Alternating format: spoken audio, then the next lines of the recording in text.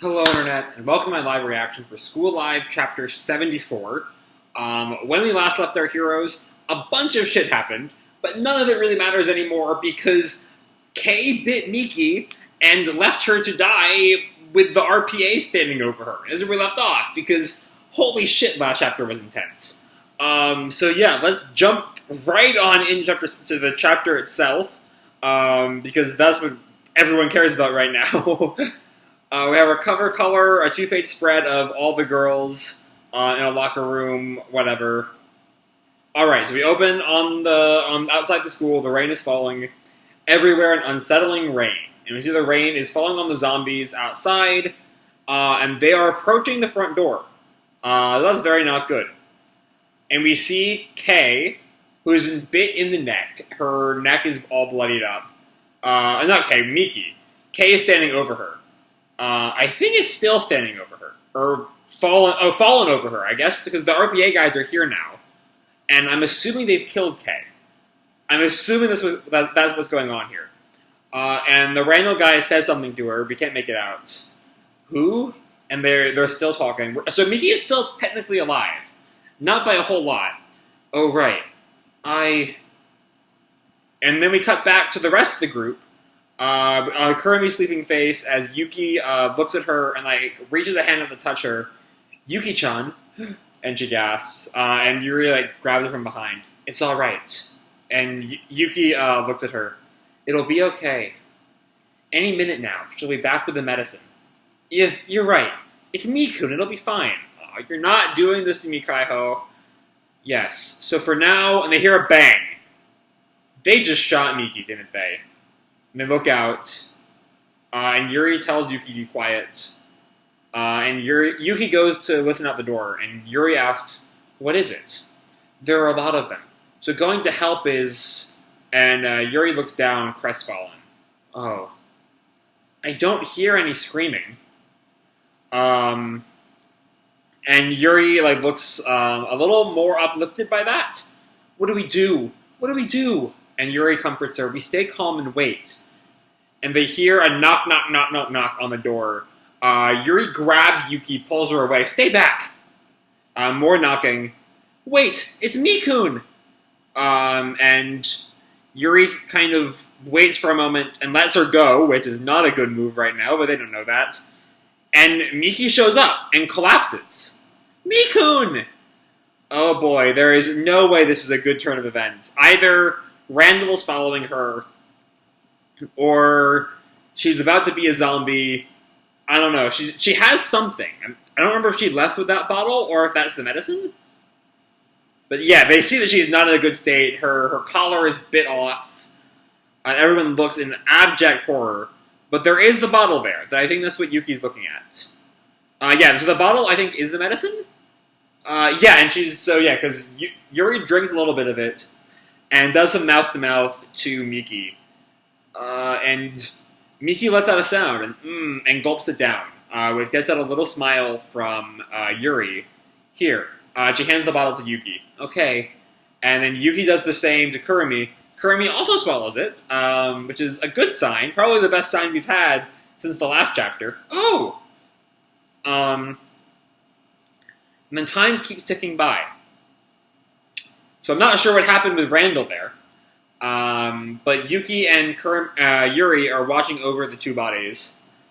Yuki looks down at Kurami and kind of puts her head up against her knees. And Miki wakes up. And Yuki is understandably excited. But Yuri holds her back, just in case. And Yuki looks at her. But Miki speaks up. Senpai, don't push yourself. You should continue to rest.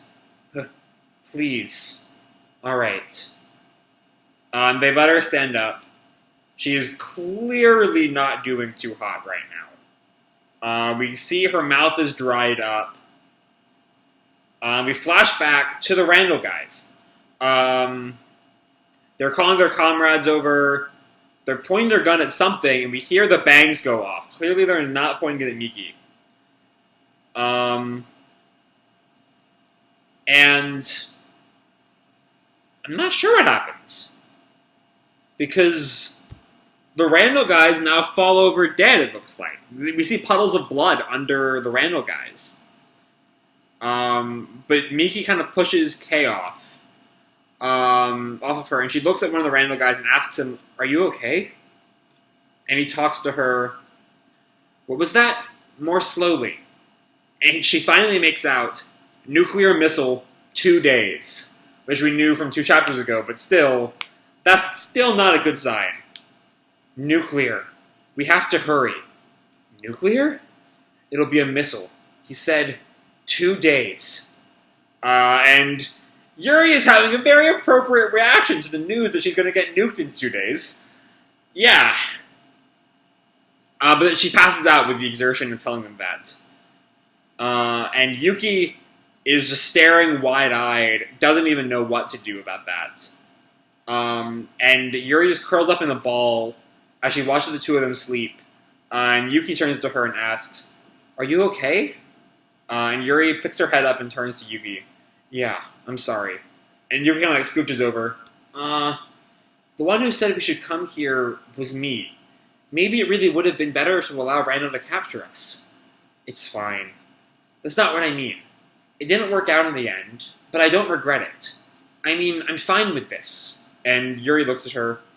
"'Cause this way, we can be together till the very end. At least that worked out." That is not how this series is going. I've not been following these girls since fucking 2015 for 4 years just to watch them get nuked in the end. No! Oh god, okay. And Yuri has like a slight grin. "Thanks, Yuki-chan. But that's not good enough." "Huh? If it were just us, then I'd be fine with that. But right now, there are people waiting for us." And Yuki kind of looks down. And Yuri stands up and grabs a broom. "Where are you going?" "There must be a radio or something.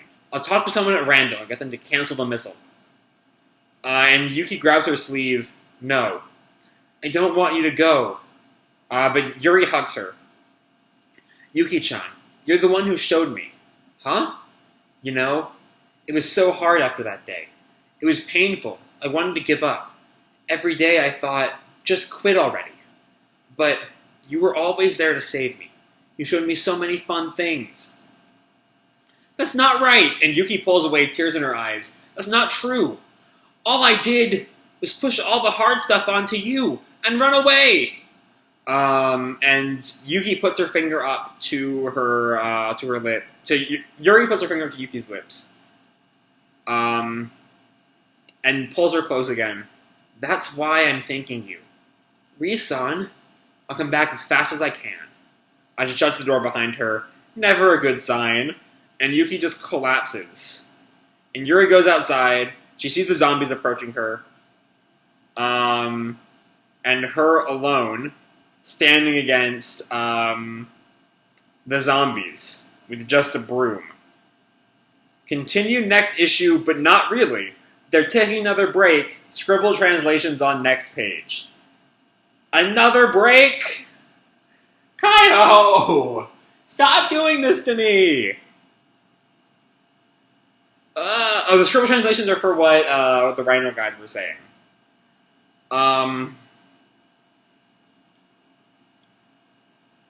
Alright.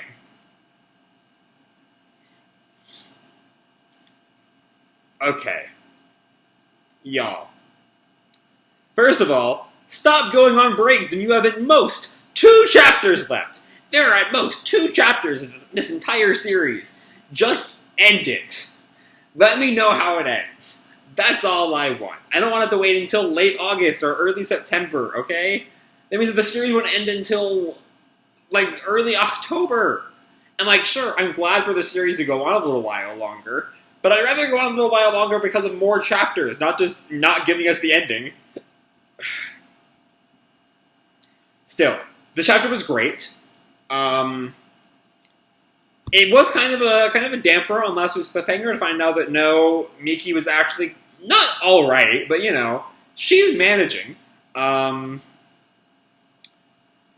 you know, as you've noted, the zombie the vaccine only works while they're at the high school because of the water or whatever.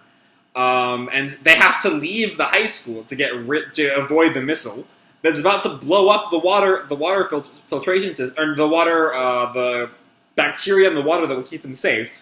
So that's not a good sign. They're not going to have it for a while, because in 2 days it'll all be blown to hell. And Yuki is fine with just sitting there, which makes sense given how her entire focus is on them staying together. And that if they leave again, Miki and Kurumi will probably die. Again, without that bacteria in the water. Yuri, of course, is thinking more like an adult, which is what she's always done, reminding her of the fact they're still kind of responsible for the fate of the college students who, are just kind of living right now. Need something to some kind of salvation, I guess. I don't know. Like right now, I don't see any kind of happy ending for School Life.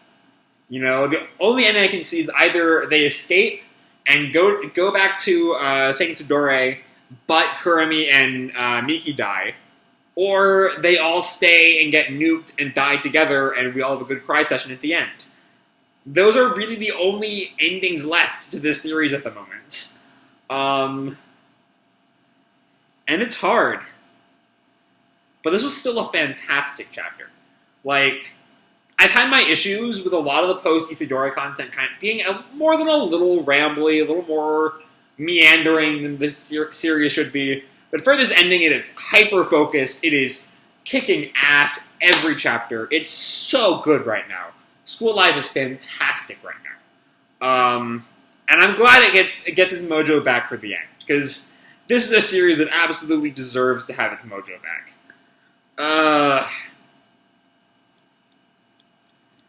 Yeah. Beyond that, I don't know.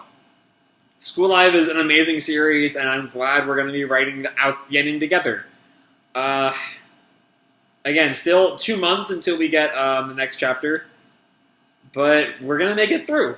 So I'm going to leave this video off here, I think. Hope you all enjoyed the chapter and the video itself. If you did, feel free to leave a like, or subscribe, or, do whatever makes you happy, And remember, your life is your own, okay? Bye.